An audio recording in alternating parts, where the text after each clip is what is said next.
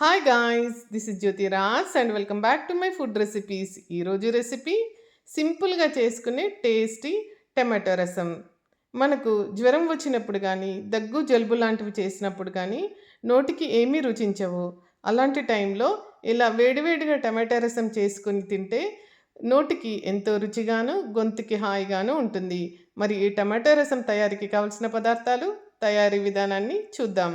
ముందుగా స్టవ్ వెలిగించుకొని ఒక గిన్నె పెట్టుకుని, గిన్నె కొద్దిగా వేడెక్కినాక 1.5 టేబుల్ స్పూను నూనె వేసుకోవాలి. నూనె కొద్దిగా వేడెక్కినాక 1 టీ స్పూను ఆవాలు, 1 టీ స్పూన్ జీలకర్ర, 1 టీ స్పూన్ మినపప్పు వేసుకుని, సన్నగా చీల్చుకున్న పచ్చిమిరపకాయలు వేసుకుని వేయించుకోవాలి. పచ్చిమిరపకాయలు కొద్దిగా వేగినాక సన్నగా తరిగి పెట్టుకున్న ఒక ఉల్లిపాయను వేసుకోవాలి. ఇప్పుడు ఇవన్నీ బాగా కలుపుకొని 2 ఎండుమిరపకాయ ముక్కలు, కొంచెం కరివేపాకు వేసుకుని కలుపుకోవాలి.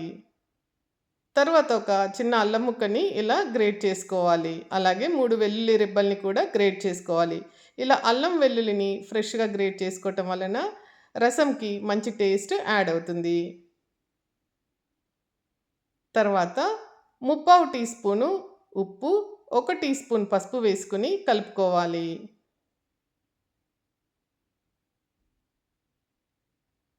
తర్వాత 1/2 టీ స్పూను మిరియాల పొడి వేసుకుని కలుపుకుని సన్నగా తరిగి పెట్టుకున్న టమాటో ముక్కల్ని యాడ్ చేసుకోవాలి.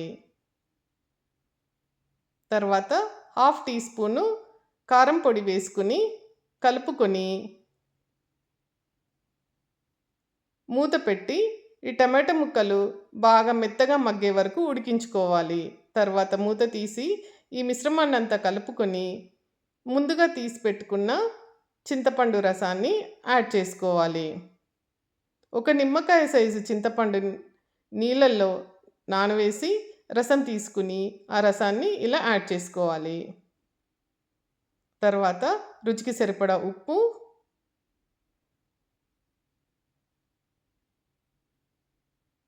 అలాగే పులుపు చెక్ చేసుకొని అవసరమైతే ఒక గ్లాసు నీటిని యాడ్ చేసుకోవాలి. తర్వాత 1/2 టీ స్పూన్ మెంతిపొడి వేసుకుని ఇదంతా బాగా కలుపుకొని మూత పెట్టి రసాన్ని బాగా మరగనివ్వాలి. రసం మరిగిన తర్వాత మూత తీసి ఒక చిన్న బెల్లం ముక్కని యాడ్ చేయాలి. ఇలా బెల్లం ముక్క యాడ్ చేయటం వలన మంచి టేస్ట్ యాడ్ అవుతుంది. అలాగే 1 టీ స్పూను ధనియాల పొడి, కొంచెం కొత్తిమీర వేసి కలుపుకొని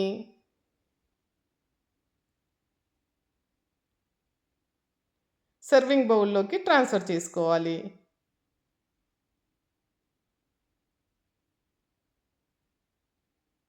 తర్వాత కొత్తిమీరతో గార్నిష్ చేసుకోవాలి. అంతే అండి, సింపుల్గా చేసుకునే ఎంతో టేస్టీ టమాటో రసం రెడీ అయిపోయింది. ఇది వేడివేడి అన్నంలోకి చాలా బాగుంటుంది. మీరు తప్పకుండా ట్రై చేయండి. ఎలా వచ్చిందో చెప్పండి.